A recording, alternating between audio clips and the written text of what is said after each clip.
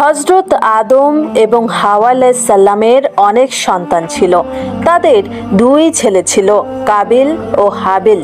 কাবিল ছিল বড় ছেলে, মা বাবার কথা সে মেনে চলত না। অন্যদিকে হাবিল ছিল ছোট, মা বাবার কথা সে খুব ভালোভাবেই মেনে চলত। আদম ও হাওয়া আলাইহিস সালামের আকলিমা নামের একটা মেয়ে ছিল।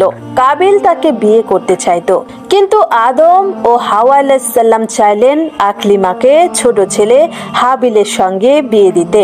কাবিল তা মেনে নিতে পারেনি। এভাবে কাবিল নিজের বাবা মা এবং ভাইয়ের শত্রু হয়ে গেল। তাদের মধ্যে বেঁধে গেল বিবাদ।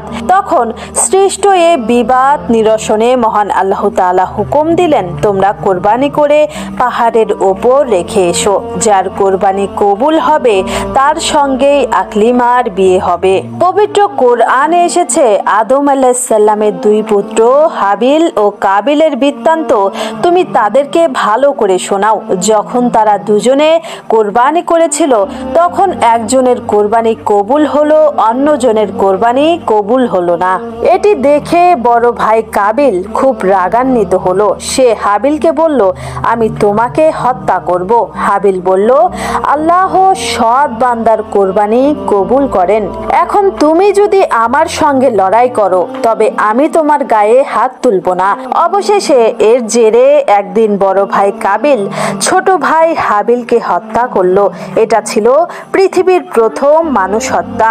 হাবিলকে হত্যার পর কাবিল চিন্তায় পড়ে গেল যে তার লাশ এখন কি করবে, কিভাবে তা লুকিয়ে রাখবে। তখন কাবিল দেখতে পেল একটি কাক ঠোঁট দিয়ে মাটি খুঁড়ে অন্য একটি কাককে দাফন করছে।